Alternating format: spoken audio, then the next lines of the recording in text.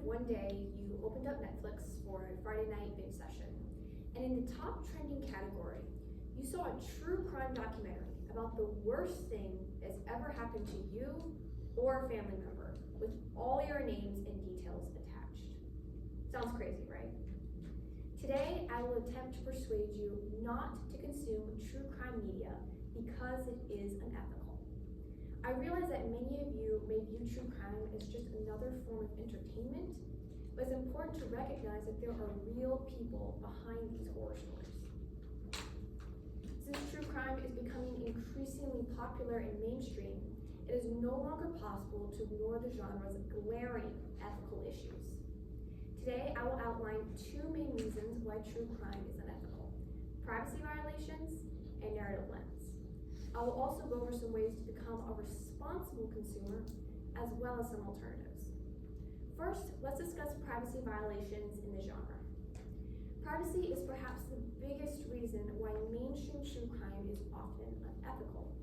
Since both police and courtroom documents are all open access, podcasters, movie producers, YouTubers, and really anyone does not need permission to make and monetize true crime content.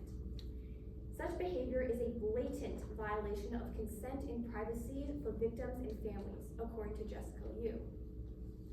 A recent example of this is the 2022 Netflix documentary about serial killer Jeffrey Dahmer.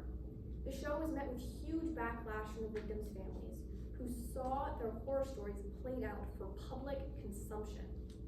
Ramon Vargas, reporting for The Guardian in 2022, explains that even though producers claimed to honor Dahmer's victims, the show ended up re-traumatizing loved ones because they were not consulted prior. Not only are mass media companies such as Netflix violating privacy, but they are directly profiting off of it. True crime rakes in millions of dollars in profits each year, none of which goes to the families who are directly affected by these tragedies. In the words of kidnapping survivor Cara Chamberlain, who was featured in Shivani Gonzalez's 2024 New York Times article, whenever you are monetizing content and telling someone else's trauma, that's exploitation. Even if consent and privacy are respected, it is still important to consider the narrative lens, bringing me to my second main point.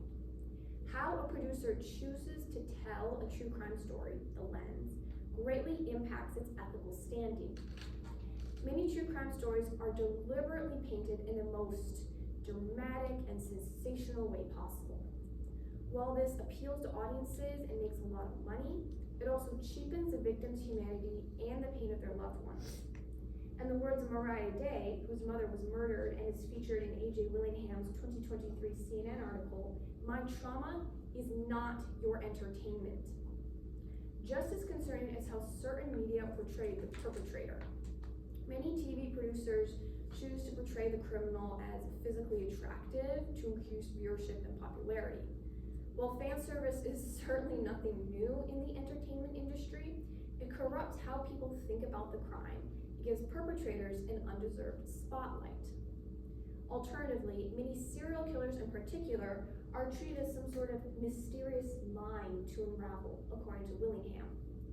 Both lenses shift the focus off of the victim and place heinous criminals on a pedestal instead.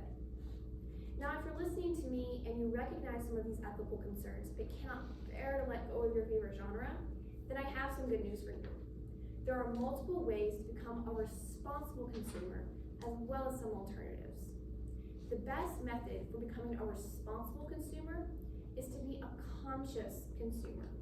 Research the shows or podcasts you listen to, and try to find projects that both include family input and consent and do not glorify the perpetrator, however indirectly. In short, just be aware. Multiple alternatives also exist. Identify why you are interested in true crime and try to find that thing in other genres. I'll give you an example. According to Dr. Scott Bond, writing in 2016 for Psychology Today, serial killer content is popular because it allows us to experience fear and horror in a controlled setting. If you think you fall into that adrenaline junkie category, you could try fictional thrills, such as horror movies or ghost hunting shows. Now that I've finished covering all three of my main points, let's review.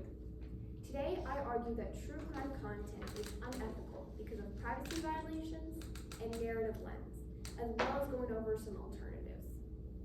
If you enjoy true crime or know someone who does, then please take this speech as a sign to think about what's actually going on behind each sensational Friday night podcast release. In the words of Whitney Phillips, quoted in Gillian Gray's 2023 article, true crime itself is not the problem. It's how people approach it. Who is telling the story, and whose stories are not being told? That's the problem. Thank you.